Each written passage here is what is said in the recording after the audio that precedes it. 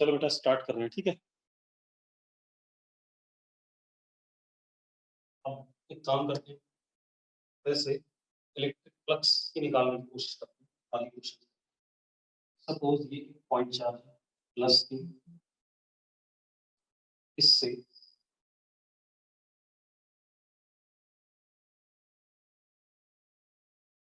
D distance, कितने distance पे, d distance पे एक सर्कुलर डिस्क,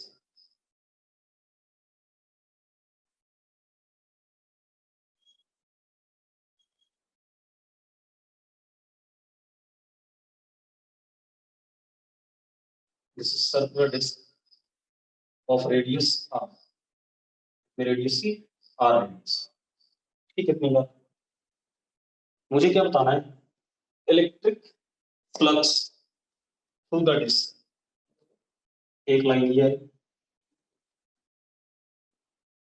एक लाइन ये आई, एक लाइन ये आई, एक लाइन ये आई, जिसको कट करनी वही फ्लक्स होता है।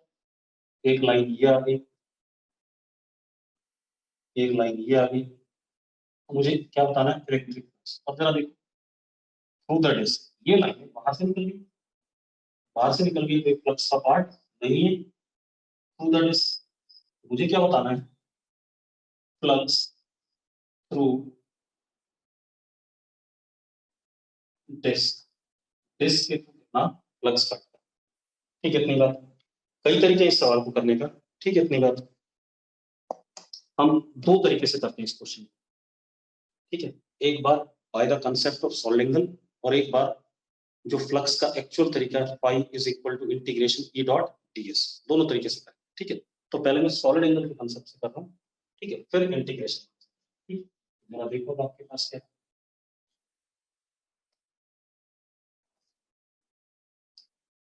ये हमारे पास पॉइंट चार्ज है प्लस डी डिस्टेंस पे, ये हमारे पास एक सर्कुलर डिस्क,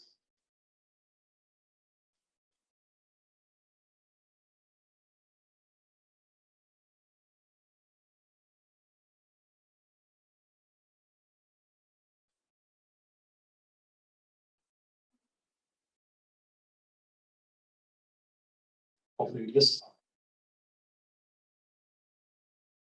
तो आप एक चीज देखो बेटा, अगर मैं सर्कुलर डिस्क, देखो ऐसे सर्कुलर डिस्क, ये रहा, यहाँ पर पॉइंट चार्ज, तो इससे जो लाइन ऐसे जाएगी, ऐसे जाएगी, ऐसे जाएगी, ऐसे जाएगी इस पॉइंट चार्ज से, तो इसको कट कर दी, लेकिन जो बाहर से जाएगी वो फ्लक्स का पार्ट नहीं होगी। तो अब मैंने क्या करा, इस पॉइंट चार्ज से लाइन बिल्कुल डिस्क के सरकमफ्रेंस पे हिट करें। मैं दिखा देता हूं आपको कैसे।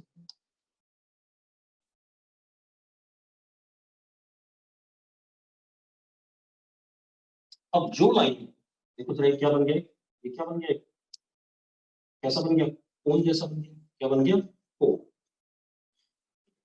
जो लाइन इस कोन के अंदर आ गई वो फ्लक्स का पार्ट है या नहीं, वही लाइन हमारी क्या है, फ्लक्स का पार्ट है, ठीक है। इतनी बात। अब मुझे इस कोन का क्या चाहिए, सॉलिड एंगल चाहिए, इस कोन का क्या चाहिए, सॉलिड एंगल। तो इस कोन का सॉलिड एंगल ये हो गया, कितना हो गया, ओमेगा, कितना हो गया, ओमेगा, क्लियर। अब हमें पता है ड्यू टू पॉइंट चार्ज,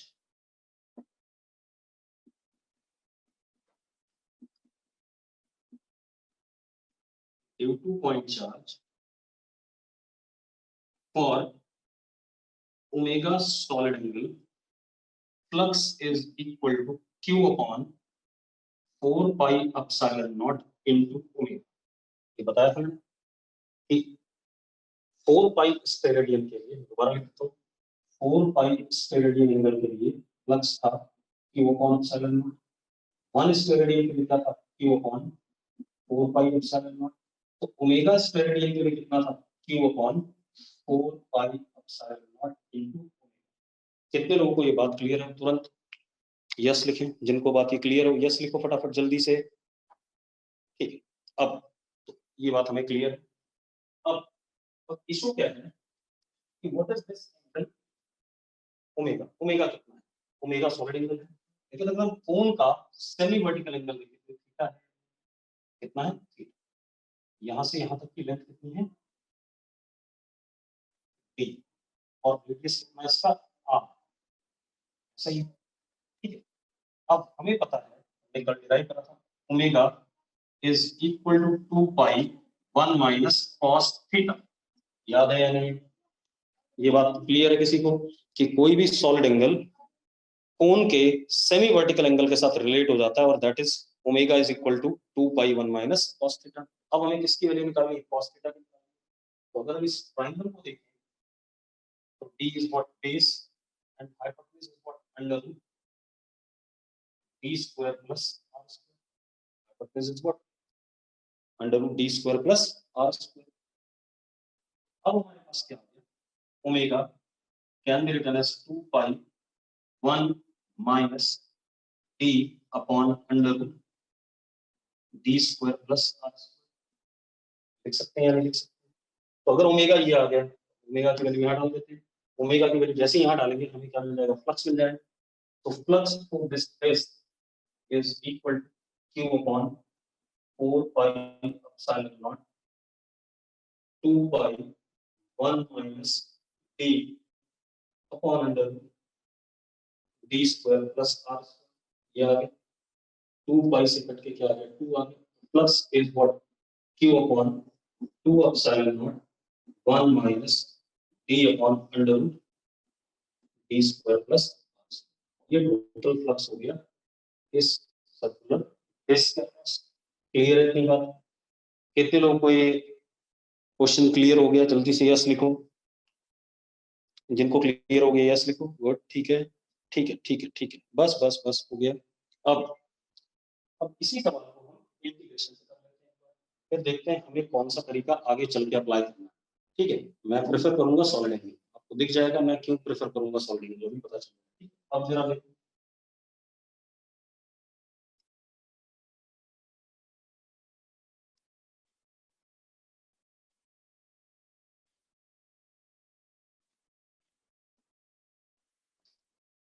हमारे पास ये एक सर्कुलर डिस्क के एक्सेस पे डी डिस्टेंस पे एक पॉइंट चार्ज है प्लस की, और इस सर्कल का डिस्क का रेडियस क्या कैपिटल है, मुझे फ्लक्स को डिस्क पता। अब जरा देखो मैंने क्या करा बेटा, y दूरी पर इस पॉइंट चार्ज की वजह से रेडियल आउटपुट E, और E कितना, E is equal to k q upon this distance का स्क्वायर, दिस डिस्टेंस का स्क्वायर होता है d square plus y square. Clear है? अब मैंने यहाँ पर क्या करा, y दूरी पर dy थिकनेस की रिंग बना, क्या बना ली, रिंग बना। तो सारी रिंग,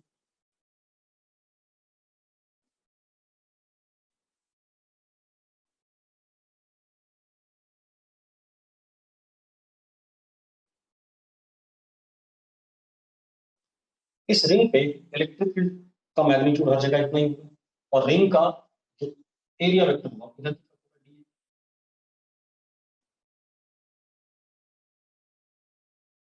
इनके बीच में एंगल ये थीटा, तो यहाँ पर क्या ऐसा कुछ आ गया। अब जो फ्लक्स इस रिंग के थ्रू आया वो d phi, that is E dot d area vector, ये तरीका है। कितने लोगों को यहाँ तक स्टेप्स क्लियर है, जल्दी से बोलो, यस लिखो अगर जिनको क्लियर है, जिनको क्लियर है यस लिखो। ठीक है, बस बस बस हो गया। अब मजेदार बात देखो, अब पहले ये d y d A is equal to what, 2 pi y, कैंची से काटा इसको सीधा कर दिया, ये पेरीमीटर हो गया लेंथ, और विड्थ कितनी है डी वाई, डी ए हो गया कि नहीं हो गया, और एंगल कितना है थीटा है, तो d phi is equal to e d a cos theta. E की वैल्यू डाल देते हैं, डी ए की वैल्यू डाल देते हैं, cos थीटा की वैल्यू, तो d phi is equal to k q upon d square plus y square, cos theta की वैल्यू देखो, d upon under d square plus y square base upon hypotenuse d is 2 pi y into what d y. ये आ गया हमारे पास। अब d phi is equal to k को 1/4 पाई epsilon not लिखा, 2 पाई से कटेगा तो क्या आ जाएगा q upon 2 epsilon naught d. ठीक है, इतनी बात। Y d y upon d square plus y square की पावर 3/2 यार। अब इसको इंटीग्रेट करना है हमें प्रॉपर लिमिट के साथ। y को कहां से 0 से लेके कैपिटल r तक कर देते हैं बेटा। तो phi is equal to q upon 2 epsilon naught d, जो कांस्टेंट आ रहा है, integration y dy upon d square plus y square की पावर 3/2। ये आ गया अपने पास। कहां से कहां तक इंटीग्रेट बेटा, 0 से लेकर के कैपिटल आर। कितने लोगों को यहाँ तक क्लियर है स्टेप्स? यस लिखो, जिनको क्लियर है यस लिखो, जिनको नहीं क्लियर है वो नो भी लिख दिया करो भाई कुछ लोग। चलो सबको क्लियर है, इसका मतलब बहुत आसान। चल अब आप एक काम करो, इंटीग्रेट करना है। इंटीग्रेशन का गोल्डन रूल क्या होता है? जो सबसे बुरा सा दिखे उसी को कुछ मान लो। हमने क्या करा, d square plus y square को टी स्क्वायर, डी कांस्टेंट है, वाई और टी वेरिएबल है, तो वाई को डिफरेंशिएट करा विद रिस्पेक्ट टू टी, तो 2y dy upon dt is equal to what, 2t से 2 कट गया, तो y dy is equal to what, t dt। ठीक है, तो phi is equal to q d upon 2 epsilon naught. ठीक है, इतनी बात। Integration y dy is what, t dt, और नीचे क्या था, d square plus y square, क्या t स्क्वायर, तो t स्क्वायर की पावर 3/2 कितना, t q कट गया, तो phi is equal to q d upon 2 epsilon naught dt upon t square. 1 upon t square का इंटीग्रेशन होता है -1 अपॉन टी, तो phi is equal to q d upon 2 epsilon naught -1 upon t, और t कितना बेटा, under root d square plus y square, limit 0 से लेकर के r। ठीक है, इतनी बात। चलो अब phi is equal to minus q d upon 2 epsilon naught, limit डालो बेटा, r डालोगे 1 upon under root d square plus r square -1 upon d. अब माइनस भी अंदर भेज दो, माइनस भी अंदर भेजते ही पुराना रिजल्ट आपने तुमने भी निकाला था, q upon 2 epsilon naught 1 minus d upon under root d square plus r। Same आगे कितने लोगों को ये मेथड क्लियर है बेटा, जल्दी से बताओ मुझे। अरे यस और नो लिखो जिनको क्लियर है। ठीक है, अब एक मजेदार बात और, लेकिन ये बुरा सा मेथड बेकार है, पिछला वाला आसान था, हाँ या ना, पिछला वाला काफी आसान था। ठीक है, इतनी बात। तो हम हमेशा कौन सा प्रेफर करेंगे, पिछला मेथड प्रेफर करेंगे, नॉट दिस वन। ठीक है, इतनी बात ये ध्यान रखना। चलो आगे देखते हैं बेटा, बेटा तुम से एक और क्वेश्चन।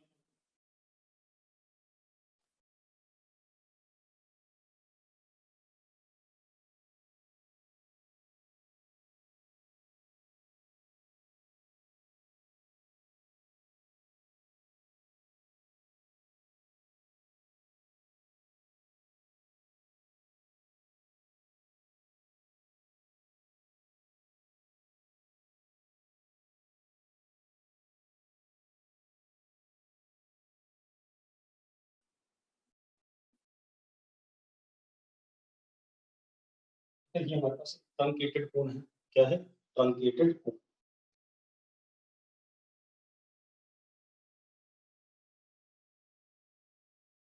ट्रंकेटेड कोण, यहाँ पर हमने प्लस क्यू रख दिया पॉइंट चार्ज कोण के अंदर, कहीं पर ट्रंकेटेड कोण के अंदर। ये लेंथ हमें दे दी गई, इसका रेडियस इस वाले बेस का कितना, √3 r, ये लेंथ दे दी गई हमें r, ये कितना 2r, और ये भी इधर भी कितना 2r। ठीक है, इतनी बात क्लियर है। अब मुझसे क्या बोला गया, flux to slant curved surface, ये वाला सरफेस है स्लांट और कैसा कर्व भी है, इसके थ्रू फ्लक्स आपको बताना है। ठीक है, इतनी बात। अब मजेदार बात देखो, ठीक है, इसके थ्रू बताना है।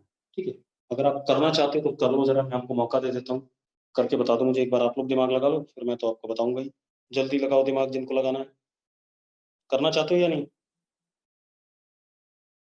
अभी करना चाहते हो या नहीं? ब्लर है पूरा। एक मिनट, स्क्रीन क्लियर नहीं है।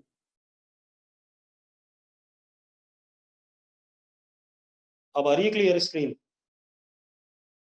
चेक करना स्क्रीन अब क्लियर है कि नहीं।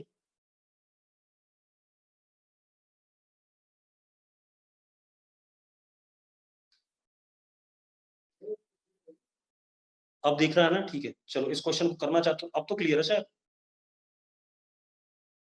हाँ, चलो अब इस क्वेश्चन को करना चाहते हो तो करो। अबे अब तो साफ आ रहा है, ब्लर तो नहीं आ रहा है। फिर ब्लर हो गया। अब ठीक है, हाँ चलो करो। मैंने पूछा है इसके अक्रॉस, ये जो है स्लांट कर्व सरफेस। चलो मैं बता देता हूँ, मैं ही बता देता हूँ, रुक जाओ। सबसे पहले आप ऐसे देखो, ये पॉइंट चार्ज है, इसके अराउंड अगर मैं एक ऐसी इमेजिनरी स्फीयर बनाऊं,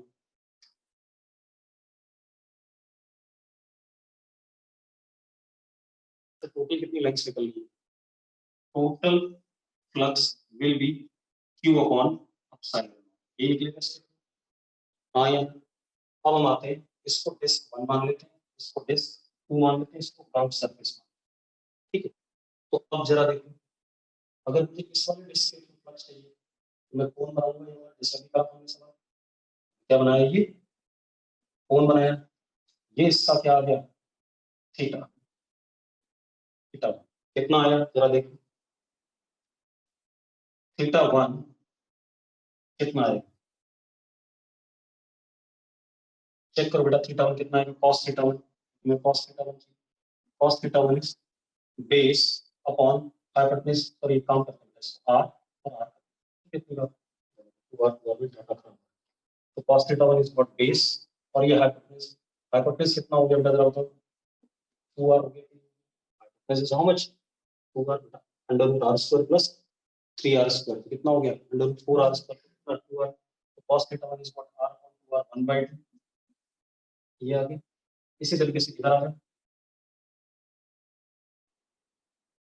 ये हमारा थीटा, ये हमारा थीटा 2 है, तो cos थीटा 2 जरा देखो, परपेंडिकुलर और ये बेस दोनों आर है 45 डिग्री, cos थीटा 2 बेटा कितना, 1/√2। हाँ या ना? कितने लोगों को ये बात क्लियर है? cos थीटा 1 और cos थीटा 2, यस लिखो फटाफट, लिखो। हार्दिक को क्लियर है, निष्ठा को क्लियर, सबको क्लियर, चलो बस ठीक है। अब मजेदार बात देखो, flux through this one will be, क्या था बेटा याद करो, Q upon 2 epsilon naught 1 minus cos, याद है या नहीं?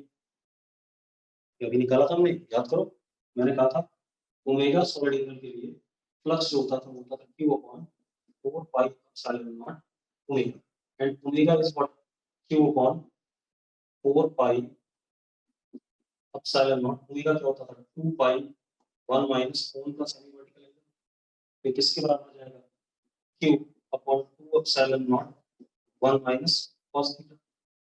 कितने लोगों को ये बात क्लियर है? जल्दी से देखो फटाफट, यस लिखो। निष्ठा, अरे यस लिखने को बोला मैंने, हाथ उठाने को नहीं बोला, ठीक है। चलो अब अगर आपको क्लियर है तो बिल्कुल सही बात है।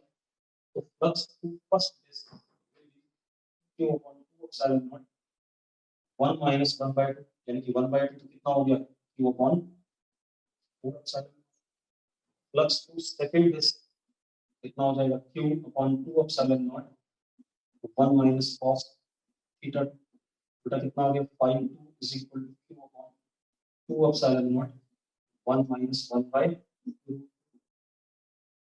टोटल फ्लक्स ये था तो flux total is equal to flux to disk 1 plus flux to disk 2 plus flux to curved surface.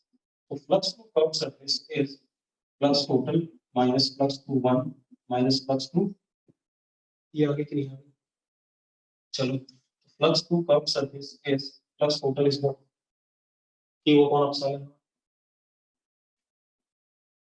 minus flux to 1 q upon 4 epsilon minus q upon 2 epsilon naught 1 minus 1 by जो भी answer आएगा आप लिख लोगे कोई दिक्कत नहीं थोड़ा सिंप्लीफाई कर लेना आपको आंसर मिल जाएगा टोटल कुछ ना कुछ क्लियर है कितने लोगों को ये बात क्लियर है जल्दी से बोलो ऋषिका क्लियर है हार्दिक क्लियर है ठीक है बस बस बस बस बहुत लोगों ने लिख लिया बस हो गया चलो ये बात क्लियर आगे देखते हैं बेटा बेटा दें इसे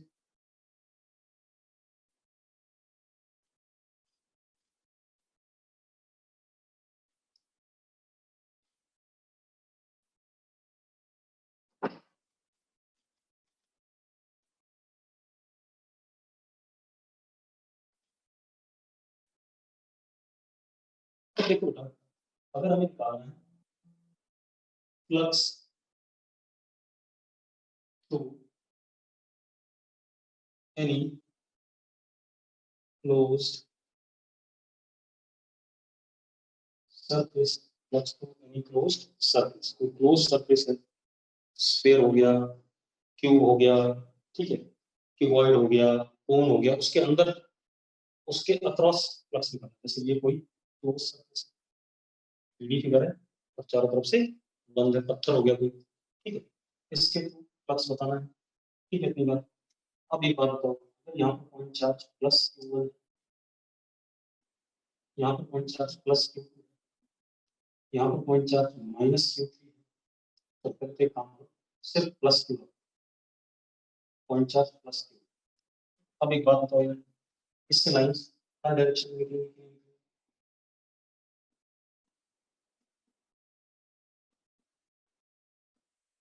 कितनी लाइंस निकलेंगी Q अपॉन एप्सिलॉन नॉट और वो सारी किसको कट करेंगे क्लोज सरफेस को कट करेंगे कि नहीं करेंगे तो flux through close surface is equal to charge enclosed upon epsilon naught charge enclosed upon epsilon naught clear है दूसरी चीज ये तो इसके लिए हो गया ठीक है कितना हो गया Q अपॉन एप्सिलॉन नॉट इससे कितनी लाइनें निकल गई Q अपॉन एप्सिलॉन नॉट तो जो चार्ज इस क्लोज सरफेस के अंदर आ रहा था upon what epsilon not is what flux through the close surface कितने लोगों को क्लियर है खुशी क्लियर है निशंक क्लियर है देवांश गुप्ता क्लियर है हार्दिक निष्ठा ठीक है ठीक है बस बस बस अब समझदार बात है एक हम कन्वेंशन लेने वाले हैं कन्वेंशन क्या है for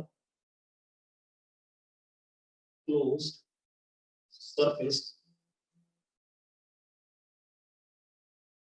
outgoing flux number of lines की बात होती है outgoing flux is assumed positive and incoming flux या lines is assumed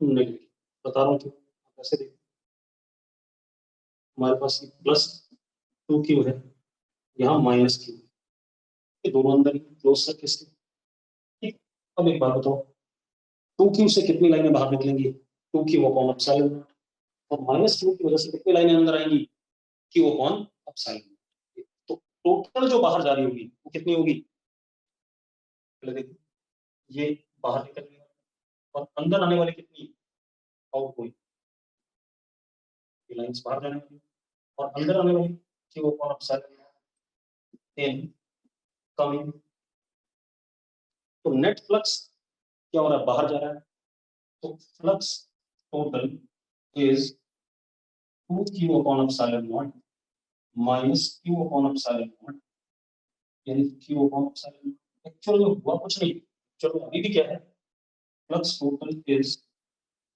charge enclosed, net charge enclosed, जो बाहर निकल रहा है, फ्लक्स टोटल पॉजिटिव है तो बाहर निकल रहा है, नेगेटिव है तो अंदर है। Flux total is charge enclosed upon epsilon. अगर ये पॉजिटिव है तो अपने आप क्या हो जाएगा, आउटगोइंग हो गया, तो इस केस में कितना हो गया, q upon epsilon not plus 2q minus q कितना प्लस q। अगर मैं एक और डायग्राम बनाऊं, प्लस q माइनस q, अब जरा देखो, फ्लक्स टोटल हम लिखेंगे q enclose upon epsilon naught, ध्यान सुनो, is equal to what, minus 2q upon epsilon.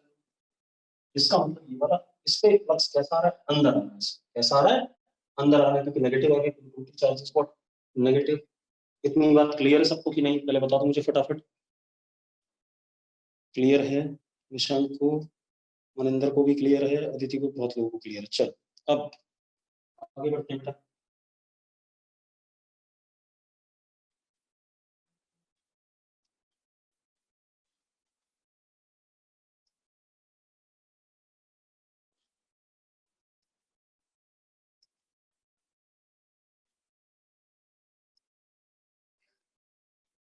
अब एक क्वेश्चन क्या है बेटा,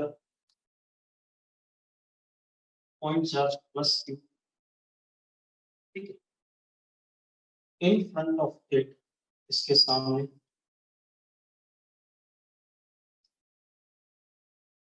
इनफाइनाइट प्लेन शीट है,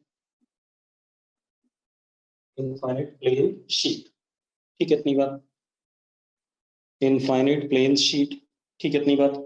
तो इस प्लस क्यू पॉइंट चार्ज के सामने इनफाइनाइट प्लेन शीट है, ठीक है, what flux passes through this plane sheet, what flux passes through this plane sheet, आप लोगों को बताना है, बताना चाहोगे, मैं क्या कह रहा हूँ, ये प्लस क्यू पॉइंट चार्ज है, डी दूरी पर एक सर्कुलर डिस्क लिखे सवाल में, उसका रेडियस आर था, इस केस में रेडियस कितना हो गया, इनफाइनाइट। अगर रेडियस इनफाइनाइट हो गया था, जरा देखो, ऊपर तक पता नहीं कहाँ, नीचे तक पता नहीं कहाँ, तो ये एंगल जो सेमी वर्टिकल एंगल बनेगा कोण का, कितना बनेगा, 90 बनेगा या नहीं बनेगा, बताओ जरा, 90 बनेगा सेमी वर्टिकल एंगल की नहीं, यस और नो, तो बोलो भाई, ठीक है, अब 90 बनेगा अपने आप। अब आप देखो, हमें पता चल गया flux to this q upon 2 epsilon naught 1 minus cos theta, semi vertical angle cos theta, ठीक है, phi is equal to q upon 2 epsilon naught 1 minus cos 90, अपने आप फ्लक्स क्या हो गया, q अपॉन 2 एप्सिलॉन, कितना हो गया, q upon 2 epsilon naught. Clear है, यस और नो, कितने लोगों को क्लियर है, बिल्कुल क्लियर है। चलो आगे देखते हैं बेटा, और देखते हैं, अब आते हैं अपने सबसे इंपॉर्टेंट टॉपिक पे, बोर्ड के लिए जो सबसे इंपॉर्टेंट टॉपिक है, दैट इज गॉस लॉ या गॉस थ्योरम, ठीक है, इतनी बात।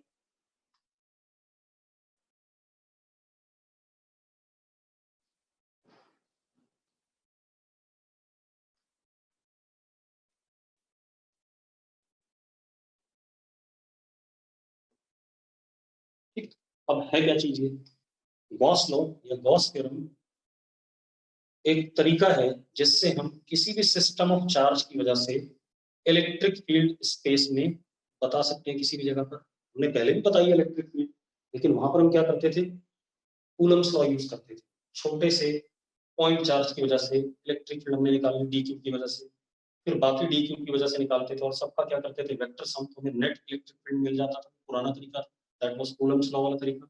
अब मैं क्या करूं, Gauss law is method to find out electric field due to any system of charge in space around it, मैं लिख देता हूँ इस बात को,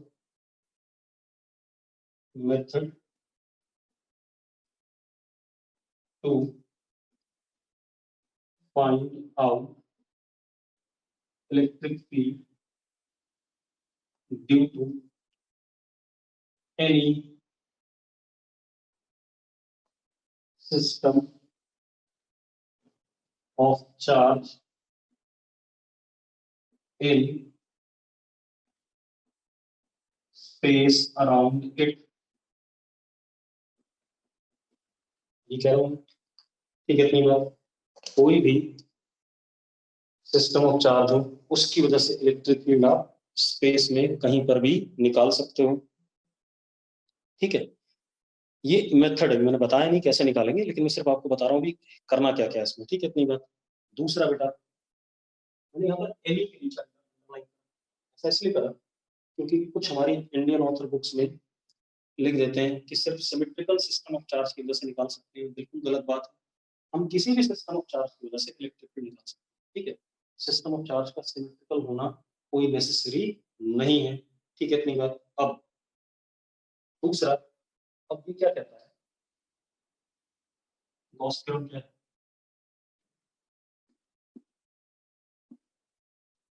स्टेटमेंट क्या है इसकी?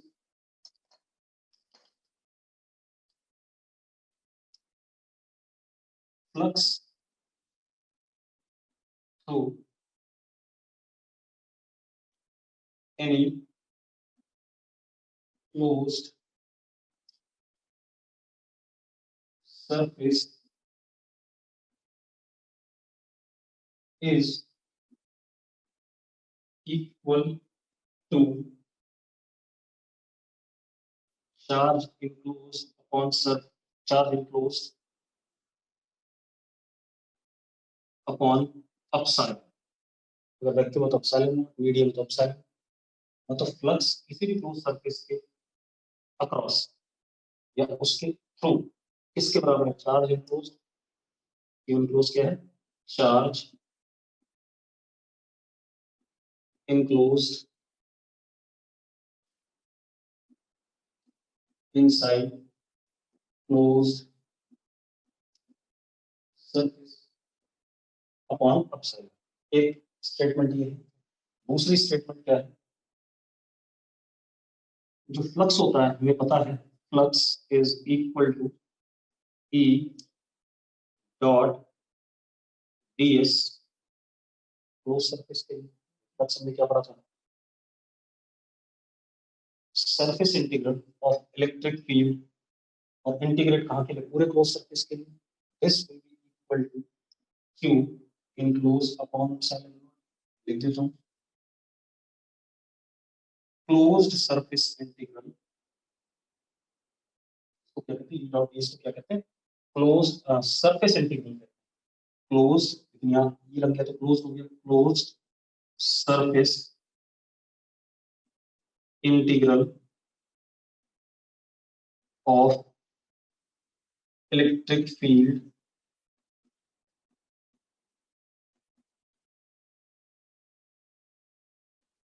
is equal to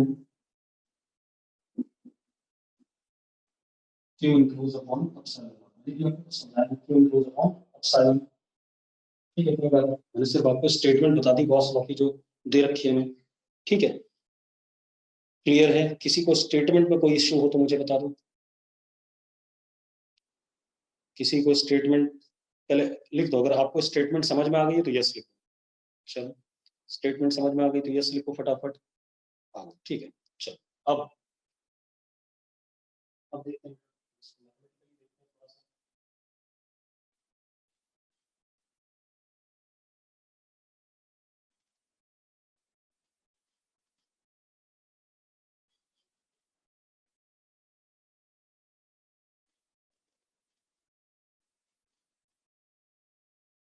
मेरे पास पॉइंट चार्ज है plus q1 plus q2 minus q3 plus q4।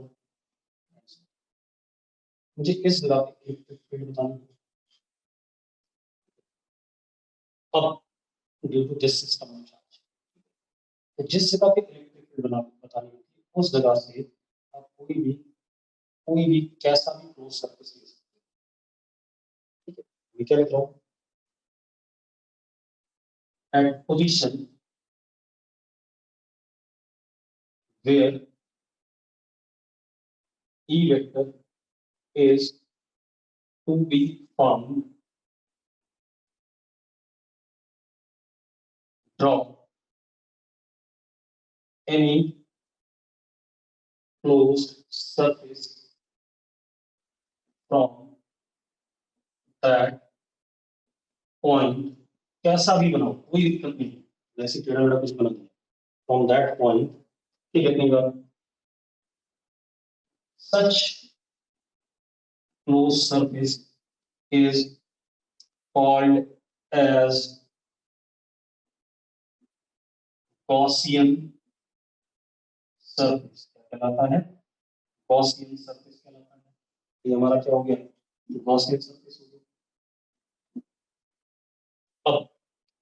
अब हमें इस closed surface के क्रॉस फ्लक्स देखते हैं, तो फ्लक्स is equal to integration E dot ds, जैसे इस जगह पे मान लो E वेक्टर ऐसा ऐसा, तो ds कैसा होता है, क्लोज सरफेस के लिए हमेशा ds क्या होता है, ds वेक्टर आउटपुट होता है क्लोज सरफेस के लिए, ध्यान रखना। तो छोटा सा सरफेस एरिया ये हमारा क्या है ds, इस जगह पर अगर देखें यहाँ पर मान लो E कैसा है, ऐसा है,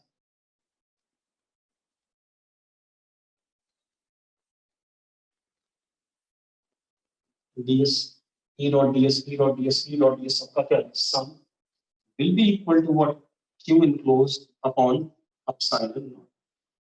अब इशू ये है कि जो सरफेस पे ई वेक्टर है वो किसकी वजह से, जो अंदर चार्जेस है उनकी वजह से लिया हमने, या जो बाहर चार्ज है उसकी वजह से लिया, या सबकी वजह से।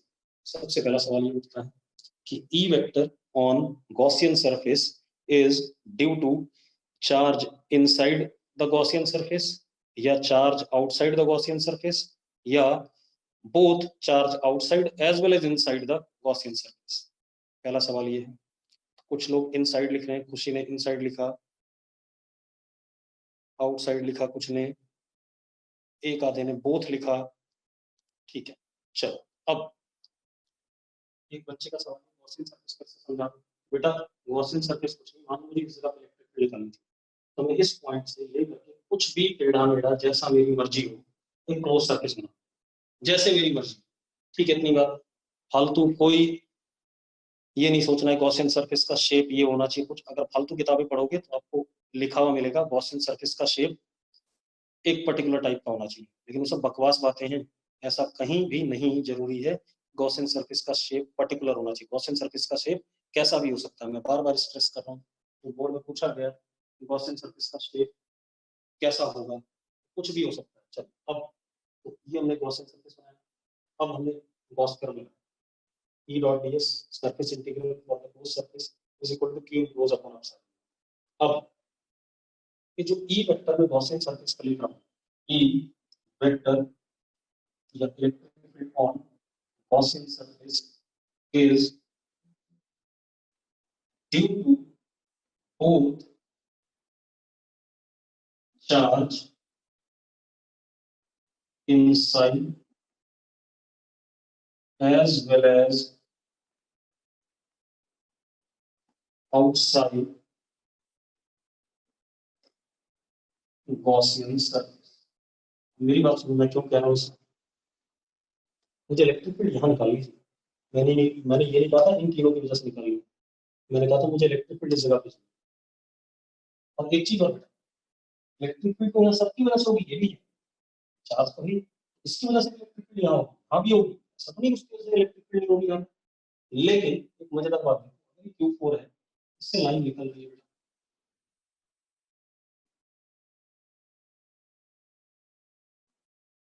एक लाइन अंदर आई, एक लाइन बाहर आई, तो नेट फ्लक्स में कंट्रीब्यूशन इसका क्या है, जीरो है, इसीलिए यहाँ क्यों इनक्लोज है, यहाँ पर क्या है क्यों इनक्लोज, क्योंकि जो लाइन अंदर आई थी उसको नेगेटिव लिखते थे, जो बाहर आती थी उसको क्या लिखते थे, पॉजिटिव। देखो negative positive zero, negative positive zero, negative positive zero. तो अब क्यू इनक्लोज क्या है, क्यू इनक्लोज इज फ्लक्स में बाहर वाला चार्ज कंट्रीब्यूट नहीं करेगा, लेकिन इलेक्ट्रिक फील्ड इस जगह पर सबकी वजह से होगी, बाहर वाले और अंदर वाले सबकी वजह से। तो Q enclosed is charge inside Gaussian surface. जो चार्ज गॉसियन सरफेस के बाहर है वो फ्लक्स में गॉसियन सरफेस में कंट्रीब्यूट नहीं करेगा। क्लियर है इतनी बात? निशंक ने यस लिखा, आशिमा आनंद ने नो लिखा। आशिमा पहले बता तेरी समस्या क्या है, जल्दी से लिख। आशिमा अपना डाउट लिखो। गीतांजय मानिक एक बार दोबारा बता दो। गीतांजय क्या बताऊं दोबारा, ये बता मुझे। देख आशिमा बोल रही Q4 चार्ज से, Q4 की वजह से क्या यहाँ नहीं है, यहाँ भी है, यहाँ भी है, यहाँ भी सब जगह है। तो जब मैं E डॉट ds करूंगा तो इसको गायब कैसे कर सकता हूँ? तो है यहाँ पर, इसकी वजह से E डॉट ds होगा। लेकिन एक बात बताओ, इससे जो लाइन निकल रही है एक बार अंदर आई वही लाइन बाहर जाएगी, negative positive, negative positive, negative positive. तो ये चार्ज इस गॉसियन सरफेस के अक्रॉस फ्लक्स में कंट्रीब्यूट नहीं कर रहा है, लेकिन ई डॉट डीएस में कंट्रीब्यूट कर रहा है। तो वही बात मैंने लिखी कि जो इलेक्ट्रिक फील्ड गॉसियन सरफेस की होगी वो सबकी वजह से होगी, बाहर वाली और अंदर वाली सबकी वजह से। लेकिन जो क्यू इनक्लोज है या जो फ्लक्स है वो सिर्फ किसकी वजह से है? चार्ज अंदर वाले, बाहर वाला चार्ज फ्लक्स में कंट्रीब्यूट नहीं कर रहा है, क्योंकि जितनी लाइन अंदर आएगी उतनी लाइन क्या करेगी? बाहर जाएगी। तो टोटल फ्लक्स बाहर वाले चार्ज की वजह से क्या हो जाएगा? गॉसियन सरफेस के अक्रॉस जीरो हो जाएगा। क्लियर है इतनी बात? मनिंदर यस कह रहा है। आशिमा अब बात क्लियर है या नहीं? आशिमा, गीतांजय, और गीतांजय समझ में आ गई कहानी? ऐसे तो डिस्क क्लोज सरफेस नहीं था निकम्मे। डिस्क क्या था? एक फ्लैट सरफेस था, ठीक है। ये क्लोज सरफेस है, पत्थर है, सर स्फेयर है, ठीक है। इतनी बात। चलो अब देखो भाई, अब क्या कहानी होगा। अब इसके बाद यहाँ तक बात होगी, अब हम इसको क्या लिखेंगे? Phi is equal to E dot ds is equal to, जरा देखो, Q1 plus Q2 minus Q3, इस वाले एग्जाम्पल पे अपॉन एप्सिलॉन। लिख सकते हैं? यस और नो? लिख सकते हैं भाई? चलो ठीक, इतना हम लिख सकते हैं, सबको समझ में आ गया होगा। चलो आगे बढ़ते हैं। अब एप्लीकेशन देखते हैं इसकी। जितनी भी इलेक्ट्रिक फील्ड आपने पहले निकाली थी, ठीक है, कूलम्ब्स लॉ से, सबकी वजह से इलेक्ट्रिक फील्ड आप दोबारा निकालोगे, ठीक है। इतनी बात। अब उससे पहले मैं कुछ पॉइंट लिखा दूं। तो पहला पॉइंट क्या है? Gaussian surface can have any, Gaussian surface is any closed surface. Any close surface मतलब किसी भी टाइप की इसकी ज्योमेट्री हो सकती है। दैट इज कैन है, आपकी मर्जी है, आप कुछ भी टेढ़ा मेढ़ा बना लेना, कोई दिक्कत नहीं, ठीक है। इतनी बात। लेकिन हमारी 11th 12th की किताबों में कुछ अजीब सा लिखा हुआ है, ठीक है। अब वो अजीब सा लिखा है, उसके पीछे मजबूरी है, लिख देते हैं फालतू में कि गॉसियन सरफेस का शेप ऐसा होना चाहिए पर्टिकुलर। वो गलत बात है, एक्चुअल में होना नहीं चाहिए। वो हमारी मजबूरी है, क्योंकि हमें मैथ्स नहीं आती है। हमें मैथ्स नहीं आती तो हम एक पर्टिकुलर टाइप के गॉसियन सरफेस ही लेते हैं, जिससे कि हमारा सवाल आसानी से क्या हो जाए, हमें ई डॉट डीएस करना है, इंटीग्रेट करना है इलेक्ट्रिक फील्ड को डीएस के साथ में। तो अगर हमें मैथ्स नहीं आती तो हम इंटीग्रेट नहीं कर पाएंगे। तो हम ऐसा गॉसियन सरफेस यूज करते हैं इसमें इंटीग्रेशन क्या हो जाए, आसान सी हो जाए, ठीक है। इतनी बात। तो Gaussian surface is any closed surface that is can have any geometrical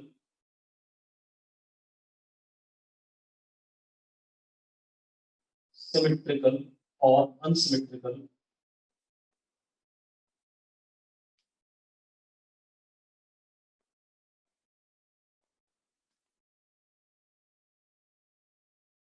any geometrical regular or irregular shape।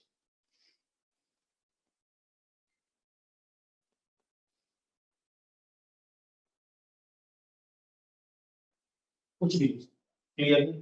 अब दूसरा पॉइंट ये कि हम इलेक्ट्रिक फील्ड कैसे सिस्टम ऑफ चार्ज की वजह से निकाल सकते हैं। तो दूसरा point, E vector can be calculated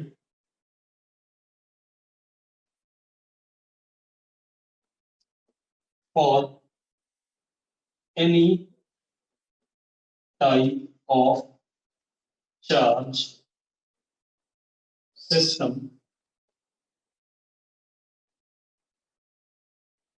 whether finite or infinite,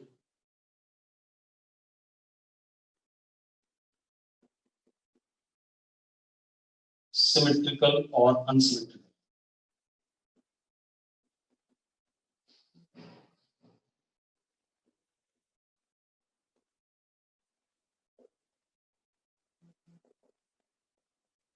अब एक बात, अब मैं आपको 12th वाली बात बता देता हूँ। हमारी मजबूरी है कि हमें मैथ्स नहीं आता, ठीक है। जैसे मैंने कहा गॉस लॉ कहता है phi is equal to E dot ds is equal to Q enclose upon epsilon. एक और चीज बेटा, E डॉट ds को आप ऐसे भी लिख सकते हो। E डॉट ds क्या लिख सकते हो? Del dot E divergence. Del dot del वही वाला है हमने पढ़ा था 11th क्लास में वर्क पर एनर्जी में, d u by d x, d u by d y, d u by d z, या इस चैप्टर में पढ़ा था हमने minus d v by d x, minus d v by d y, minus d v by d z. वही del operator है, इसको divergence. अगर हम इस चीज को कॉलेज में लेते हैं, फर्स्ट ईयर सेकंड ईयर में डाइवर्जेंस करते हैं, अगर हम इस फॉर्मूले को लें तो इंटीग्रेशन ना होकर के डाइवर्जेंस ही होगा सवाल। इंटीग्रेशन भी एक मैथ्स है और डाइवर्जेंस भी क्या, मैथमेटिक्स। ठीक है, इतनी बात। तो हम ऐसे भी लिख सकते हैं, इसमें कोई इशू नहीं। अब कहानी क्या है कि 11th 12th में तो हमें यही यूज करना है, हमें वो तो आता नहीं।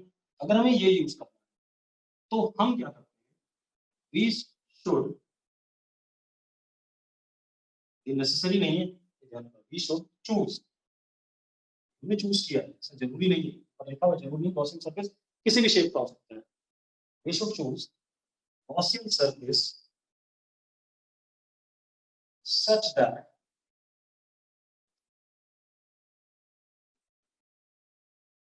magnitude of E on Gaussian surface is constant, या तो constant हो मैग्नीट्यूड Gaussian surface पे हर जगह, और या तो क्या हो, जीरो। एक तो ये मतलब मैं क्या कह रहा हूँ, गॉसियन सरफेस में ऐसा चूज करना है सवाल करने के लिए, मजबूरी है हमारी क्योंकि मैथ्स आता नहीं, कि इलेक्ट्रिक फील्ड का मैग्नीट्यूड गॉसियन सरफेस पे क्या है, कांस्टेंट रहे या क्या रहे, जीरो। दूसरा, E वेक्टर शुड बी, जरूरी नहीं, एक्चुअल तो ये कहानी, should B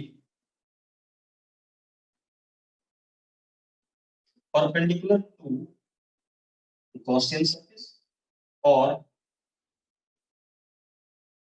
tangent to Gaussian surface. ये हमने बाद में लिखा है, ये हमने सवाल करने के लिए लिखा है, एक्चुअल में ऐसा जरूरी नहीं।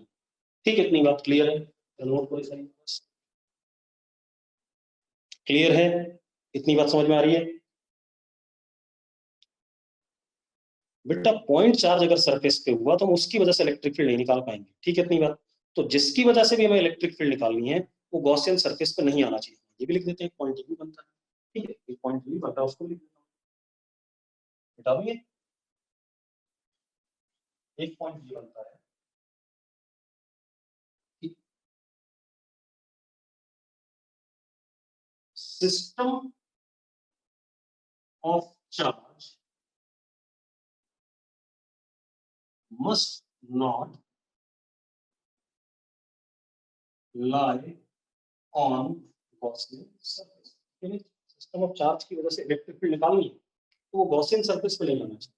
क्लियर इतनी बात, कोई दिक्कत है इसमें, कोई इशू आ रहा है किसी को? चल अब इसके एप्लीकेशंस बेटा कल कराएंगे, क्योंकि इसके एप्लीकेशन बहुत सारे हैं और वो 1-2 लेक्चर में खत्म हो जाएंगे। ठीक है, टेस्ट की तैयारी कर लो, आज बुकलेट के क्वेश्चन मैं दे दूंगा आप लोग।